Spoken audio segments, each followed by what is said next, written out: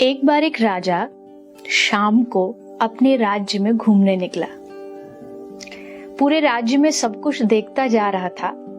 तभी उसने देखा कि सड़क किनारे माटी में एक फकीर बैठा है और मिट्टी को हाथ में लेकर के एक बालक की भांति बच्चे की तरह उस माटी से खेल रहा है। राजा ने देखा और राजा के मन में आया कि शायद ये फकीर के पास रहने के लिए घर, खाने के लिए भोजन, पहनने के लिए कपड़ों की कमी है, तो क्यों ना एक राजा होने के नाते मैं इसकी थोड़ी मदद करूं। पर वो ये नहीं जानता था कि फकीरों की, संतों की मस्ती अलग होती है।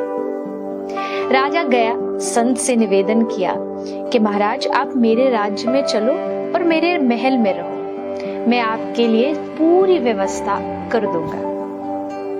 फकीर मुस्कुराए और राजा से कहा कि ठीक है, अगर तुम मुझे अपने साथ ले जाना चाहते हो तो मेरी 4 शर्तों को तुमको मानना पड़ेगा। अगर वो शर्त तुम्हें मंजूर है तो मैं साथ चलूंगा।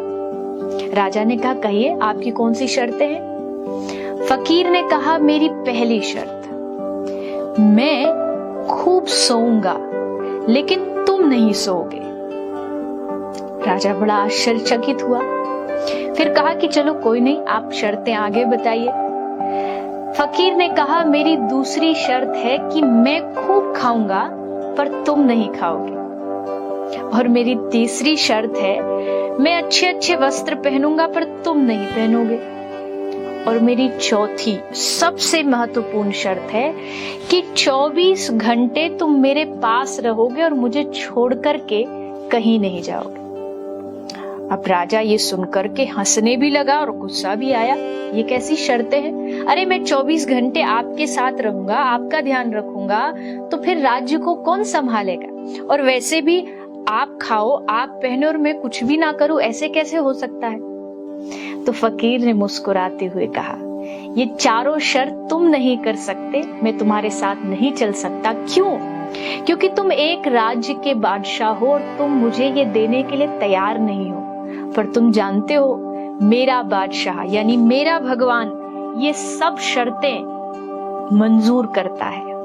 वो खुद नहीं खाता पर मुझे खिलाता है, वो खुद कभी नहीं सोता पर मुझे सुलाता है, और सबसे बड़ी बात 24 घंटे हर क्षण हर श्वास में वो मेरे साथ रहता है। वो भगवान मुझसे कभी दूर नहीं जाता। तो जब मेरे पास इतना बड़ा बादशाह है तो मैं तेरे साथ चल करके क्या करूं।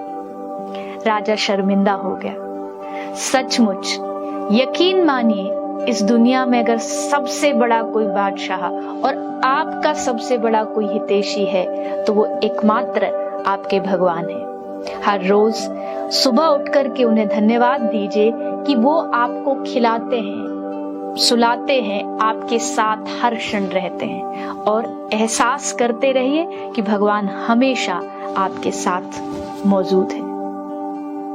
जय श्री राधे।